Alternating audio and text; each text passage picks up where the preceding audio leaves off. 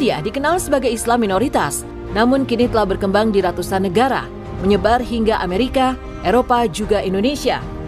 Lantas, apa saja yang telah dilakukan Muslim yang satu ini? Setelah pendirinya wafat pada tahun 1908, secara organisasi Ahmadiyah dikomandoi secara terpusat oleh seorang pemimpin rohani yang dikenal sebagai Khalifah. Organisasi ini berbendera Ahmadiyah Muslim Community atau Jemaah Muslim Ahmadiyah yang saat ini dipimpin oleh Mirza Masroor Ahmad, pemimpin spiritual kelima dalam sejarahnya. Seorang khalifah dipilih oleh komite khusus melalui proses panjang, sedikit mirip dengan pemilihan pemimpin gereja Katolik Roma. Khalifah Islam Ahmadiyah bertugas membimbing para penganut dalam bidang kerohanian dan duniawi. Khalifah juga memimpin sholat Jumat dan sholat-sholat khusus di hari besar Islam. Biasanya ini diselenggarakan di Baitul Futuh, London, masjid yang menjadi sentra kegiatan Ahmadiyah di seluruh dunia. Kekhalifahan Ahmadiyah tidak melakukan gerakan-gerakan politik yang mengancam eksistensi kekuasaan pemerintah. Jemaah Muslim Ahmadiyah menyatakan diri sebagai organisasi Islam terdepan yang menolak terorisme. Sikap ini dapat dimaknai sebagai implementasi dari ajaran pendiri Ahmadiyah, Mirza Ghulam Ahmad, bahwa jihad dengan pedang secara agresif sudah tidak memiliki tempat dalam Islam. Sebaliknya, pengikutnya diajarkan untuk berjuang tanpa kekerasan lewat jihad dengan pena dalam membela Islam. Memiliki keimanan dan tata cara ibadah yang sama dengan kelompok Islam lainnya. Lantas, mengapa sebagian menganggap kalau Ahmadiyah bukan bagian dari Islam? Persekusi terhadap jemaat Ahmadiyah sepenuhnya disahkan, bahkan didukung oleh pemerintah Pakistan. Undang-undang pidana Pakistan secara eksplisit mendiskriminasi minoritas agama dan Ahmadiyah. Secara khusus menjadi sasaran pelarangan karena langsung dan tidak langsung menyebut diri sebagai Muslim.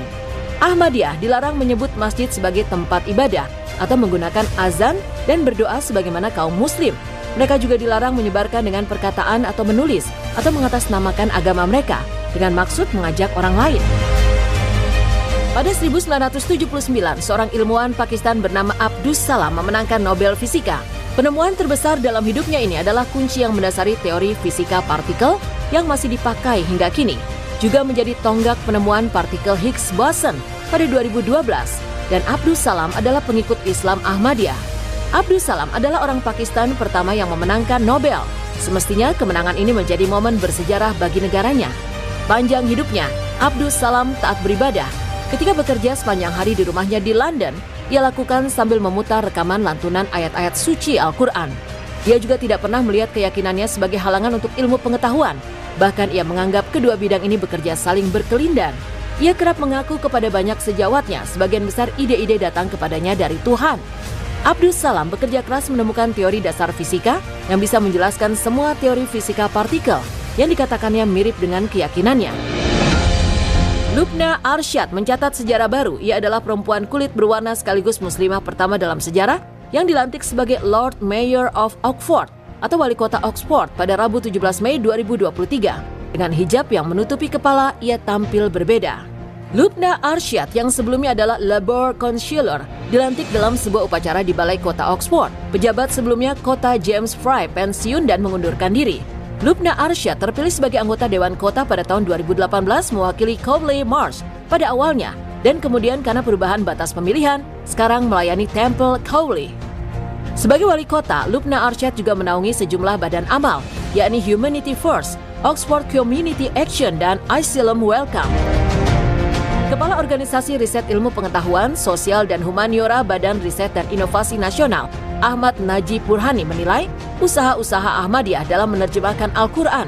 Menurutnya, Ahmadiyah merupakan pionir penerjemahan Al-Quran dan terjemahannya menjadi bahan rujukan para tokoh awalin Republik Indonesia. Pada awal abad ke-20 sampai masa kemerdekaan, terjemahan Al-Quran versi Ahmadiyah juga menjadi bahan rujukan para tokoh awalin negeri ini. Di antaranya Soekarno, Kiai Haji Agus Salim, Ruslan Abdul Ghani, HOS Cokro Aminoto hingga Young Islamiten Bond. Hingga kini Ahmadiyah telah menerbitkan terjemahan Al-Quran ke 120 bahasa di dunia. Barangkali ini merupakan salah satu organisasi Islam yang mampu menerjemahkan Al-Quran ke dalam banyak bahasa di dunia. Islam Ahmadiyah punya sejarah panjang di Afrika. Para misionaris pertama tiba seabad yang lalu di Afrika Barat dan telah sukses secara spektakuler di antara orang Afrika, terutama di Nigeria, Tanzania, Ghana, Sierra Leone, dan Nigeria yang secara kebetulan juga akan menjadi negara dengan pertumbuhan tercepat di dunia dalam hal populasi. Sebagai persentasi dari populasi nasional, Sierra Leone diperkirakan memiliki 10-16% Ahmadiyah, presentasi tertinggi di dunia dan jauh lebih tinggi daripada di Pakistan. Di Ghana, Muslim Ahmadiyah juga merupakan lebih dari 1/6 populasi Muslim dan mengoperasikan ratusan sekolah, perguruan tinggi dan stasiun radio. Di Burkina Faso, stasiun radio Ahmadiyah bersaing secara agresif dengan stasiun Muslim Sunni lainnya untuk menyebarkan dakwah Muslim Afrika yang sebelumnya sebagian besar non-denominasi yang menggabungkan kepercayaan animisme tradisional mereka yang sinkron dengan mistisisme Sufi. Langkah ini terbayar dengan dibangunnya ratusan masjid Ahmadiyah di Afrika, dengan acara-acara Ahmadiyah dihadiri oleh para pejabat dan bahkan ulama Muslim lainnya di Afrika. Di Afrika, banyak Muslim arus utama termasuk ulama tidak Ahmadiyah sebagai sesat, sangat kontras dengan yang terjadi di Asia Selatan.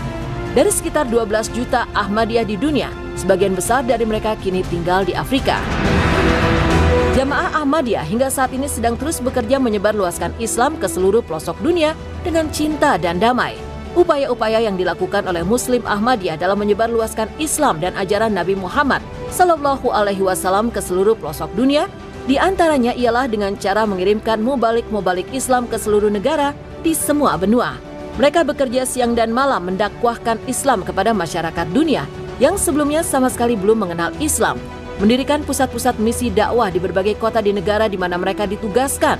Kemudian mereka mendirikan masjid-masjid ketika dakwah telah berkembang untuk memfasilitasi para jamaah beribadah kepada Allah Subhanahu wa taala.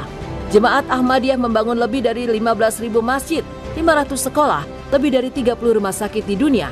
Itulah Ahmadiyah.